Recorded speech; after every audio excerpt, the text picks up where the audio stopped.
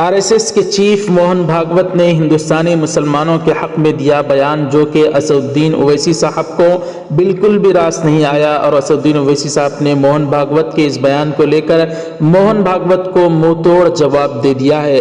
جی ہاں ناظرین، السلام علیکم ورحمۃ اللہ وبرکاتہ۔ استقبال ہے آپ کا ہمارے اس چینل الہند اسلامک ٹیوب پر۔ ساری خبر اس ویڈیو کے ذریعے ہم آپ حضرات کی خدمت میں رکھنے والے ہیں۔ اس سے پہلے گزارش ہے، اگر ابھی تک آپ نے ہمارے چینل کو سبسکرائب نہیں کیا تو ضرور سبسکرائب فرما کر بیل آئیکن پر کلک کر کے آل پر کلک کر دیں، اور انسٹاگرام پر بھی فالو نہیں کیا ہے تو اس کا لنک ڈسکرپشن میں موجود ہے، جا کر ضرور فالو کر لیں۔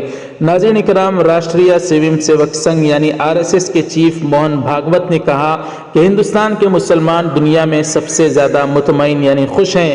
انہوں نے یہ بھی کہا کہ ہندوستانیت کی بات کی جائے تو تمام مذاہب کے لوگ ایک ساتھ کھڑے ہوتے ہیں۔ بھاگوت نے کہا کہ کسی قسم کا تشدد اور علیحدگی پسندگی صرف وہ لوگ پھیلاتے ہیں جن کے اپنے مفادات متاثر ہوتے ہیں۔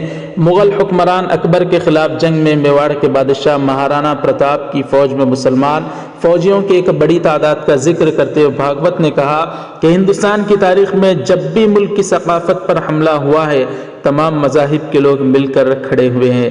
سنگھ کے سربراہ موہن بھاگوت نے مہاراشٹر سے شائع ہونے والے ہندی رسالہ وویک کو دیے گئے ایک انٹرویو میں کہا کہ ہندوستان کے بیشتر مسلمان مطمئن ہیں۔ یہ بھی کہا کہ کیا دنیا میں ایک بھی ایسی مثال موجود ہے کہ ایک غیر ملکی مذہب جو کسی ملک کے عوام پر حکمرانی کر چکا ہو وہ آج بھی موجود ہو؟ بھاگوت نے کہا کہ کہیں نہیں، صرف ہندوستان میں ایسا ہے۔ انہوں نے کہا کہ ہندوستان کے برعکس پاکستان نے کبھی بھی دوسرے مذاہب کے پیروکاروں کو بااختیار نہیں بنایا اور اسے مسلمانوں کا الگ ملک بنا دیا گیا۔ بھاگوت نے کہا کہ ہمارے آئین میں یہ نہیں کہا گیا ہے کہ یہاں صرف ہندو ہی رہ سکتے ہیں، یا یہ کہ یہاں صرف ہندوؤں کی ہی بات کی جا سکتی ہے، سنی جائے گی، یا اگر آپ کو یہاں رہنا ہے تو آپ کو ہندوؤں کی برتری کو قبول کرنا ہوگا۔ ہم نے ان کے لیے جگہ بنائی، یہ ہمارے ملک کی فطرت ہے اور اسی کو ہندوئنس کہا جاتا ہے۔ سنگھ کے سربراہ نے کہا کہ ہندوؤں کا اس سے کوئی لینا دینا نہیں ہے کہ کون کس کی پوجا کرتا ہے۔ مذہب کو ایک دوسرے سے جوڑنے والا، بہتری لانے والا اور سب کو ایک لڑی میں پرونے والا ہونا چاہیے۔ بھاگوت نے کہا کہ جب بھی ہندوستان اور اس کی ثقافت سے عقیدت بیدار ہوتی ہے اور آبا و اجداد کے لیے فخر کا احساس پیدا ہوتا ہے تو تمام مذاہب کے مابین تفریق ختم ہو جاتی ہے اور تمام مذاہب کے لوگ مل کر کھڑے ہو جاتے ہیں۔ ایودھیا میں رام مندر کی تعمیر کے تناظر میں RSS سربراہ نے کہا کہ یہ نہ صرف روایتی مقاصد کے لیے ہے بلکہ یہ مندر قومی اقدار و کردار کی علامت ہے۔